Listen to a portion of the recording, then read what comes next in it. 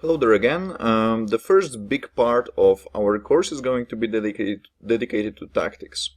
The reason for this is very simple. I believe that at this level, tactics is the most important part of your chess knowledge, and it's not only good for you, but it's also fun, entertaining, and the easiest to work on.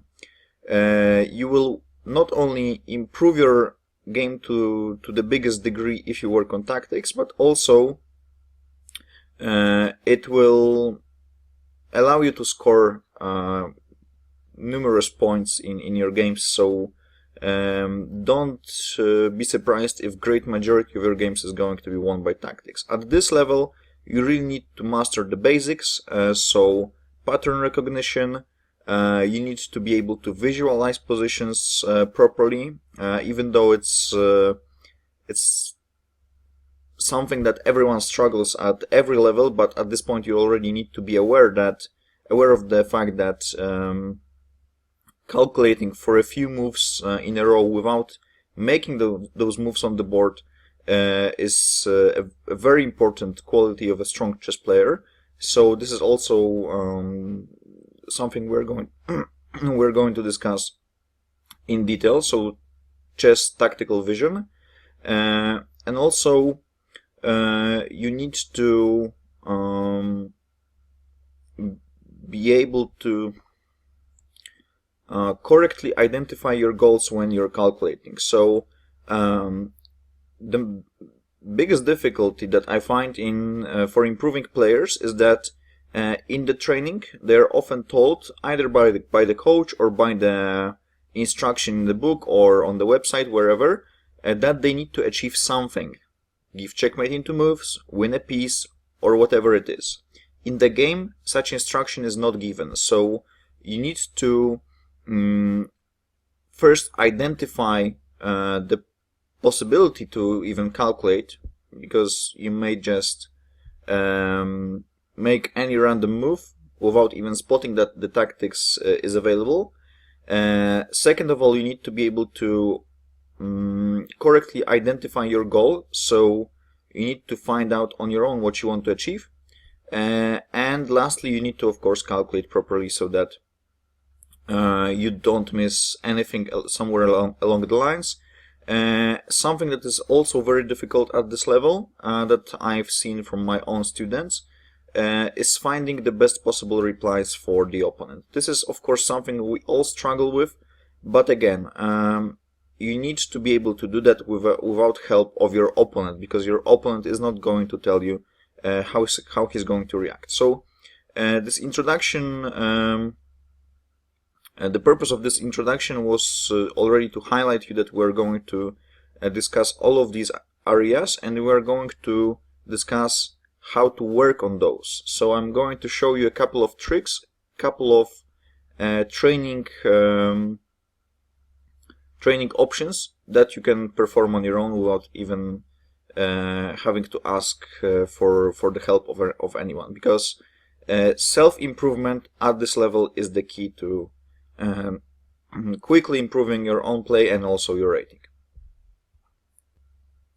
So the first sub-chapter we're going to discuss, and we're going to quickly proceed to the positions, is regular tactics. So I'm going to show you what you need to pay attention to and how to properly calculate. So here's the first position. White is on move, well, the instruction is not given. So at this point, we already assume that you know something about pattern recognition. There's also another course on that, so feel free to take a look into that. It's available on the website. So you're presented with this position on the board, and you need to find out what to do. So first thing, look at the entire board. This is my first hint for you. Very often people just look at the part of the board where things are going at the moment, where things are the most interesting for one reason or another. So assuming that something just happened on the queen side, for example some exchanges, you may miss an opportunity on the king side, and the other way around, of course. If you just played queen h6, you may be too occupied with thinking what can happen on king side and miss your opponent's counterattack on queen side. Second of all, look for tactical patterns, assuming that you already know something about them, so you know what's a fork, what's a skewer, a decoy, a deflection. You should already be able to identify those opportunities, at least to some degree, in your positions. So here, to cut the long story short, I think it's quite obvious that white is attacking on the black king, and this is what you need to be focusing on, or at least you need to check if anything can be done about this.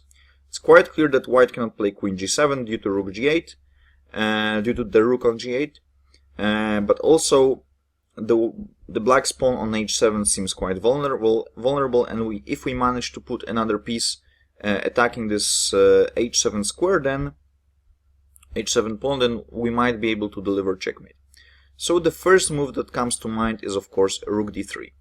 And here comes another aspect of proper calculation. I advise you, in your training of course, and also this will reflect the game situation,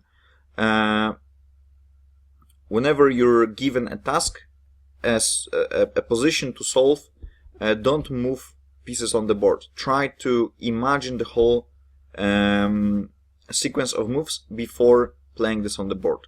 We're going to work on the visualization of the positions, and this is something that's really important, because in the game, if you make the move, you cannot take back. In your brain, you can always take back, you can do whatever you want.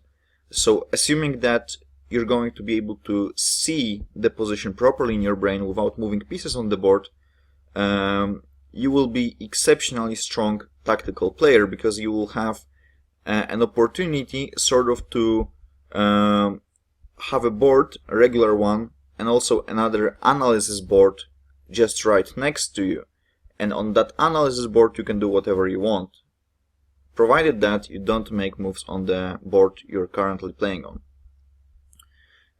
So let's try to already visualize that. So rook d3 is the right move, and then another tricky part, finding opponent's reply. So at this point it's quite clear that well, you should either be looking for options for black to counterattack, but since there is nothing forcing,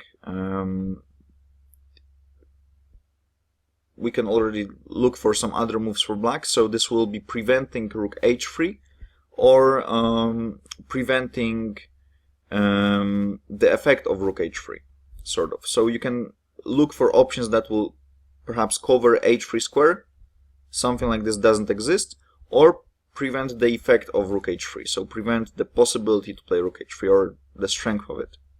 So after rook d3, black can try to counterattack using the fact that white's back rank is not so well protected.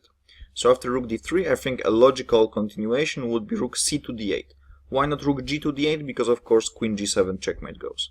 So rook d3, rook c d8. The problem is that after rook h3, black goes rook d1 checkmate. In a moment we're going to put all of these moves on the board, so don't worry if you're not following. This is already trying to reflect the game situation, and that's why things need to be difficult. And then after rook c to d8, you may already give up, which is never a good solution in calculation, or you can look for options to outsmart your opponent. And such a very useful technique in such a situation is to try to change the move order in your brain. I'm already explaining what it means. So, assuming that you want to play rook h3, but for some reason it doesn't work. Here it's rook d1 checkmate. You may want to think about reversing the move order. So, in case rook d3, rook c d8, our first move that we would like to play, but it's impossible, is rook h3, and the second one is queen takes h7. What if we did a little magic and try to revert the move order. So first make the second move the first and the first move the second. So after rook d8 we can play queen takes h7 check, king takes h7 and rook h3. So our second move becomes the first and first becomes the second. This is a calculation technique that is very useful. Often people miss this. I think I've mentioned this in one of the courses, but I felt it's the right moment to bring it back to your attention, because often we get a feeling in our game, in our calculation process, that there must be something there, but we cannot figure out the right continuation, the right move order. So often it's about playing this little trick with the move order and see if it works. It will not always work, but in great many situations it will. So let's take a look at what we just calculated. So there's rook d3, black goes rook c to d8, hinting at rook d1 if white goes with the rook. So again, rook h3 here is impossible because of rook d1 checkmate. And that's why we had to do something about the move order. So first queen takes h7, king h7, rook h3 transpires to be checkmate. Okay, so this is the first one, and this is how your calculation process should look like. So let's try to solve a few more positions like that. So here's another one, and let's again do it step by step. Your opponent will never tell you what the problems in his positions are. So you will have to identify the tactical idea that's possibly there on your own. How to do that? Well, again, look at the entire board, look at his pieces, look at your pieces. Maybe they're attacking something, maybe they're attacking something just once, and you can bring another attacker so that this attack becomes even stronger. So first, focusing on our own pieces,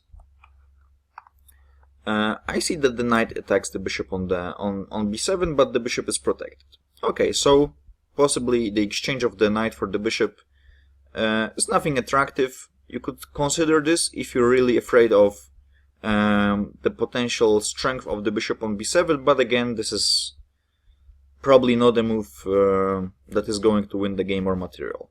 Okay, what else? I see that my bishop is attacking the pawn on f7, but unfortunately there is a knight on f6 which blocks this attack.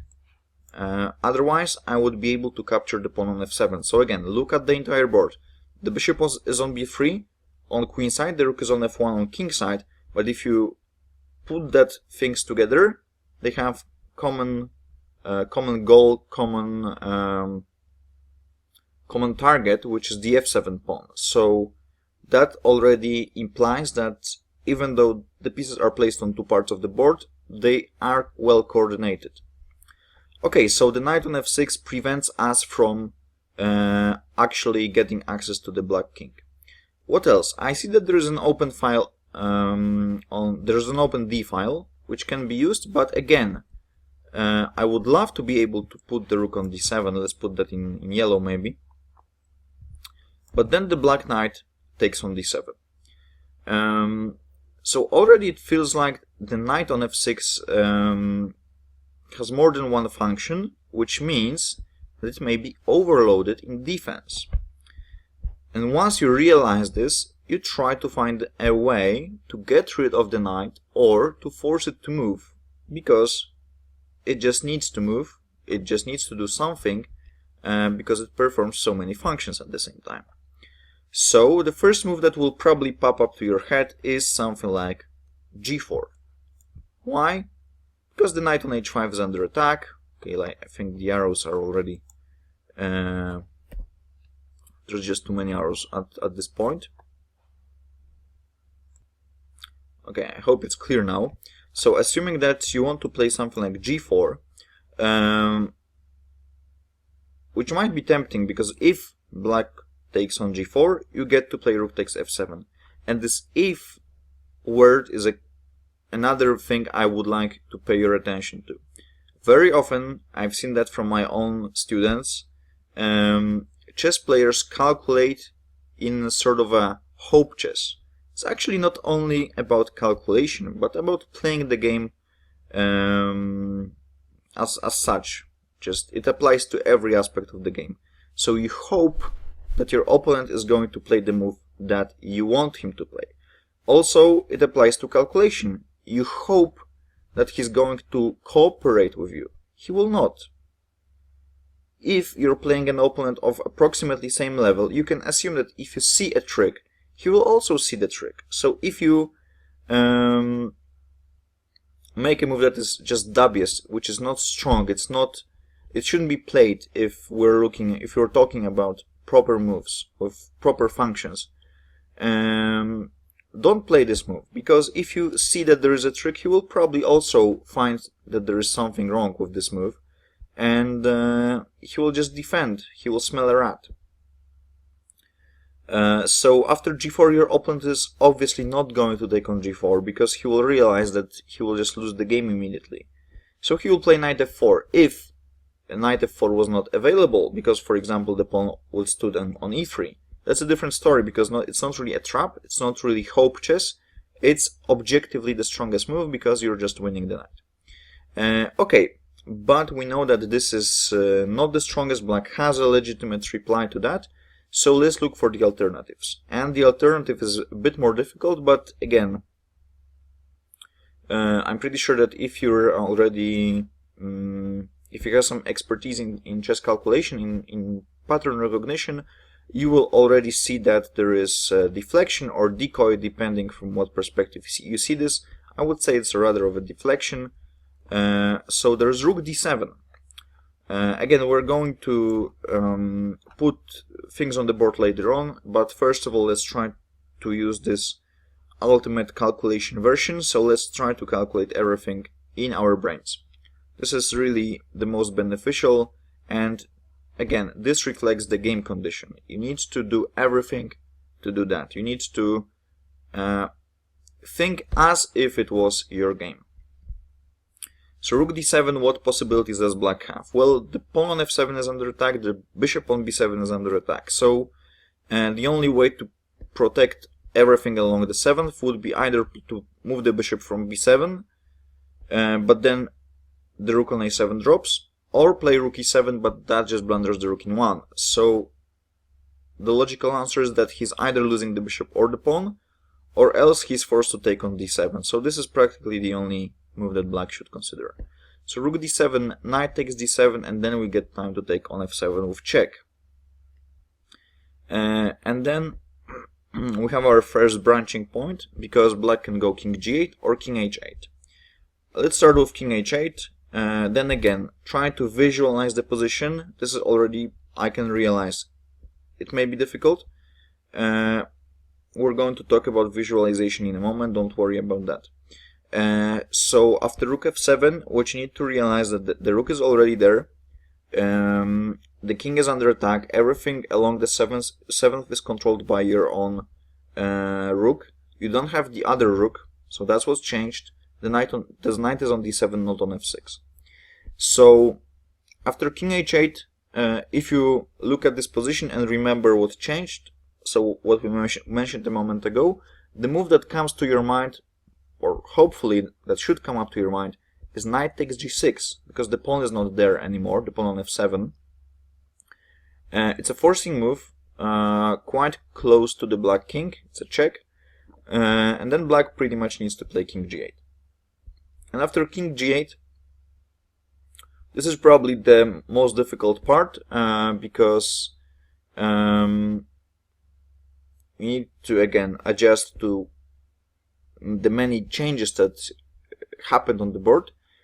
But if you again visualize the position properly, see that there is a bishop on b3, the rook on f7, and the king on g8, so everything placed nicely on this one diagonal, and you realize that any move with the rook will result in a discovered check, and you probably find that after rook takes d7 or even rook e7, the black king is under great danger.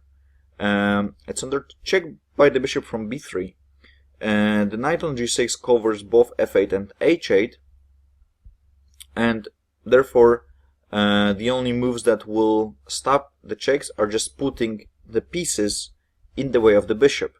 So that could be bishop d5 or rook e6, but everything then, if black goes bishop d5, you just take the bishop with check. If rook e6, you just take the rook with check, and that results with checkmate. I realize it's probably a bit more difficult right now, but again, I'm going to put pieces on the board in a second. Another thing you need to consider in advance is that after rook d7, knight takes d7, rook f7 check, black can also go king g8, so that's a different move. But then the calculation is actually pretty much similar, because again, you realize there is a bishop on the a to g8 diagonal, there is rook on f7, any move of the rook will get you a discovered check, so rook takes d7 or rook e7 are interesting. The king moves, and then knight takes g6. So let's put that on the board. So there's rook d7, knight d7 pretty much forced, check, king, let's say h8, take, king g8, everything is forced. These are the only moves. And then rook e7, rook d7 both work. In fact, you don't need to take the knight to win, because after bishop d5, bishop, of course not that, bishop takes d5, that results in checkmate. In this position, after rook takes f7, there is also king g8, and again rook e7, rook takes d7. Let's test this one, king f8, knight takes g6, that's also checkmate.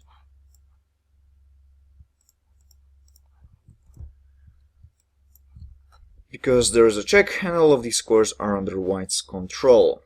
So I imagine this could have been difficult, and you're going to test all of these skills in easier examples, so the solution you're going to get is going to be much easier.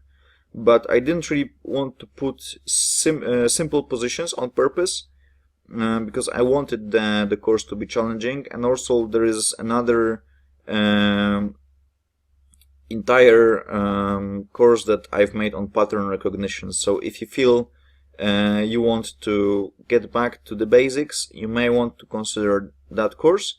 And here we're only discussing the technique, so this is a bit more advanced, but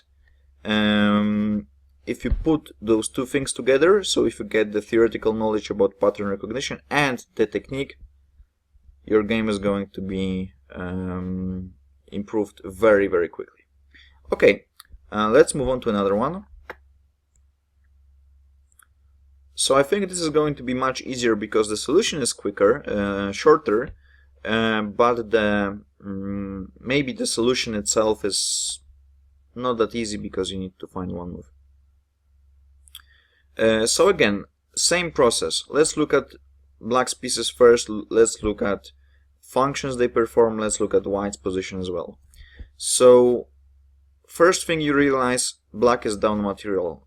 White has the rook, black has the bishop. 3 pawns each, so we're down an entire exchange. What else is so interesting about this position? Both bishops brilliantly coordinated. They are attacking in the same direction and could be used nicely for attacking the white king.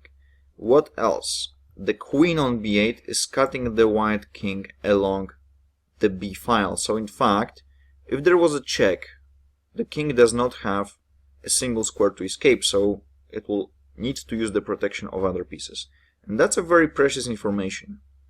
Piece of information, I guess. So now you realize that the only defender of white's position is actually the white queen, because the queen protects the knight on c3. If the queen was not there, you could just take the bishop, the knight on c3 with your bishop on e5. So what does that mean? Logically, we need to get rid of that queen. How do we do that? Well, by attacking it, but also in such a way that the queen will be forced to go away. So we need to find something that the queen is also doing at the same time. So we need to sort of give it a choice, to put it simply. Meaning that, dear queen, you need to go here or here, but you're not going to be able to cover everything at the same time. So, what is the queen doing? Well, it is protecting the rook on g1. So what if we make the queen not ready to protect everything at the same time? The rook on g1 and the knight on c3. So we need to find a way, we need to find a move that would attack the rook if the queen was not there. So if the queen was not on c5, if there was no queen on the board, how would we attack the rook? We could play bishop h2, but again we lose the piece coordination. We could play bishop d4, but we lose the bishop because the queen just takes it. So what else could we do? Queen b6 or queen a7. Why those? Because then we get the attack on the rook on g1. Okay, so now possibly in a game you get two solutions. We're discussing about a prepared position, so logically there is just one solution. Normally there are no doubles. So there has to be a difference between queen b6 and queen a7. And what is it? And we just need to start calculating. If you play queen b6 first, which might look more logical, because then you still keep entire control over b file. So queen b6, logically white will just take it, because otherwise he just loses the rook on g1, the knight on c3 is pinned, it cannot go anywhere. So queen b6, the queen needs to take it, and then bishop takes c3. So let's put that on the board. Is this checkmate? And then it transpires it is not, because of queen b2. So we're practically forced to take. We get a position like that. Hopefully you're strong enough to understand that this is dead lost for black, because the pawn on a2 is practically going to have a motorway to promotion. So that means you cannot go for that line. Remember, calculation is not enough, in the sense that you need to be able to draw conclusions. Of course, if you give checkmate, if you see you give checkmate, conclusion is already drawn, but for example, if you get a position like that, you still need to be able to evaluate it. If you evaluate the position properly, you understand this is a no-go continuation, you need to find something else. So let's take a look at queen a7. Is this different in any way? So queen a7, what will white play? Well, again, queen takes a7 is pretty much the only move. And then again we get to take on c3, and all of a sudden transpires that the white queen cannot protect the check on b2, and this is checkmate. So let's see. Queen a7, bishop c3.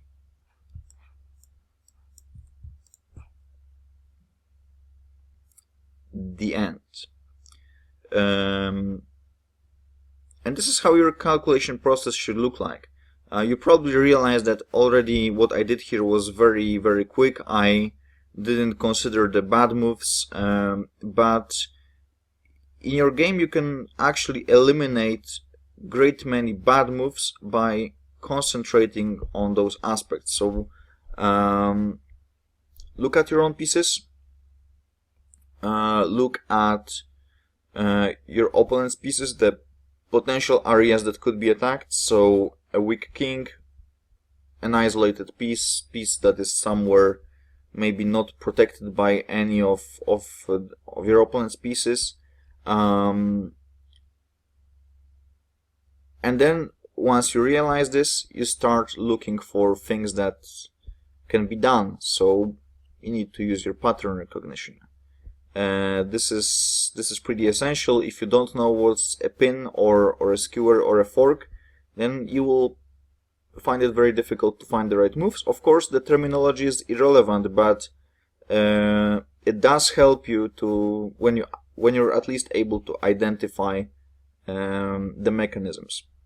Okay, so in the following videos, in the following clips, we're going to take a look at a few more positions to make sure that the calculation technique is there, and then we're going to proceed to the training methods.